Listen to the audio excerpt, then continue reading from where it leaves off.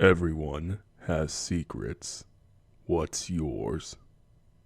Written by Melody Grace.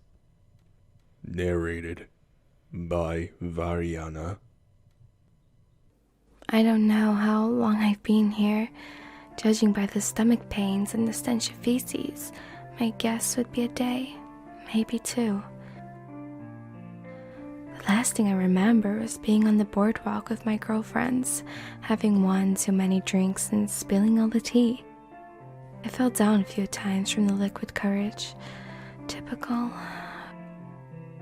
"Brienne, you're so graceful," my friends mocked. I guess I get 2 left feet when inebriated. Who doesn't? I met up with them after a long day of babysitting my sister's twins. Those little shits get under my skin sometimes. Great birth control though, I guess. I must have blacked out because the next thing I remember was being in this box. When I woke up, I panicked. My breath turned into short spurts of anxiety as I screamed for help. No one heard. My throat felt like I had swallowed sand. Water. I needed water. It's so dark down here. So dark. I felt around the limited space I was afforded when my hand hit a bottle. Praise be. I struggled to get it open as my hands trembled around the cap. I immediately poured the substance into my mouth, too thirsty to care if it was poison. It burned my esophagus as it went down. Vodka. Why? I accepted the warm comfort of the spirit. My empty stomach, however, heaved in response. Acid scorched my tongue like a yellow flame. I pounded on the wooden enclosure. "Somebody help me," I cried. Tears fell down my cheeks like salty drops of betrayal. I felt the floor vibrate as a dim light appeared near my feet. My phone. I scrambled my legs as adrenaline coursed through my veins. "Calm down, Brienne. You have to calm down," I chanted in my head. The air was thick and muggy. Sweat fixed with my tears as I tried to reach for the phone. Just a few more inches. After minutes of struggle, I felt the cold metal on the tips of my fingers. Got it. I pulled it to my face, only to realize it wasn't mine. It appeared to be some sort of burner phone. I flipped it open and immediately tried to dial 911. It was no use. I couldn't make a call out. I clicked over to the message icon and my blood ran cold. Hello, Brianna. Do you like games? What the fuck?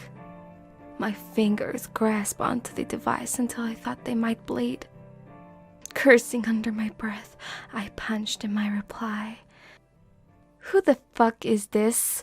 I shook with anger. My phone lit up almost immediately. Wrong answer. I held my breath as I felt my enclosure begin to shake. Before I had the chance to comprehend what was happening, I was weightless. The box began to drop quickly along with my stomach. I heard a sharp snap like a whip, and then it was over. My heart was racing in my chest. I wasn't below ground. I was above it, way above it. I gasped for air and begged my body to settle while I brought the phone back up to my face. Now that I have your attention, let's play a game, shall we? Do you know why you are here? My heart sank into my chest. I had no fucking idea why someone would want to do this to me. I began to sob at the thought of falling again. My fingers traced the letters I would reply. I closed my eyes and hit send.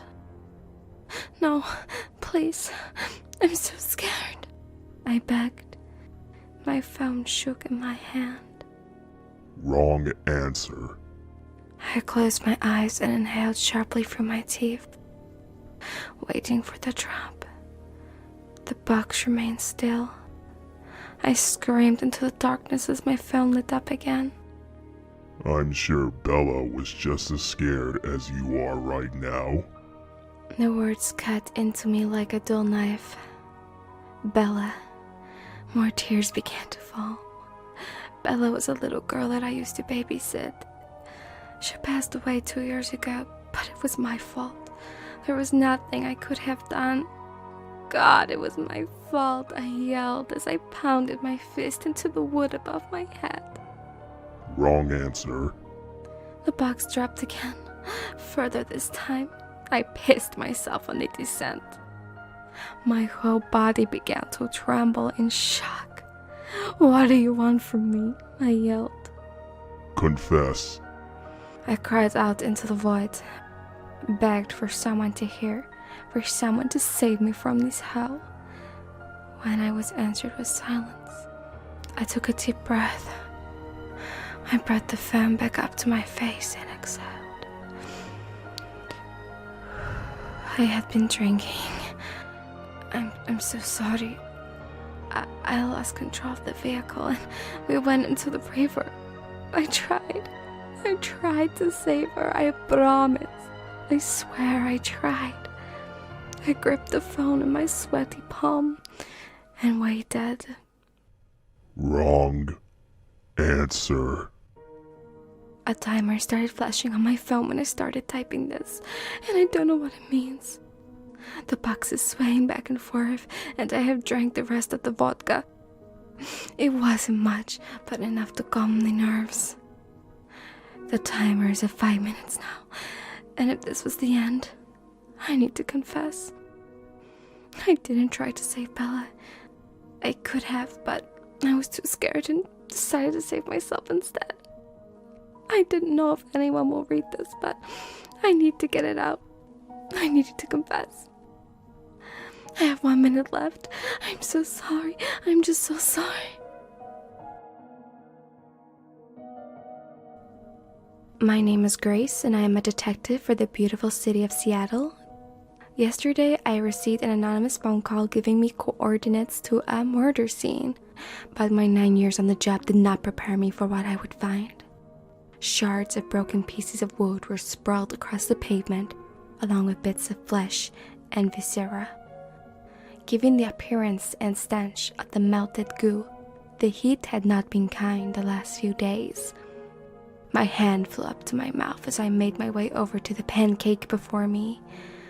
A reflection from a piece of metal caught the sun just right, catching my attention. I looked down and noticed a hand tightly wrapped around a phone. I put on some gloves and pried the bloated appendages from the device before opening it up.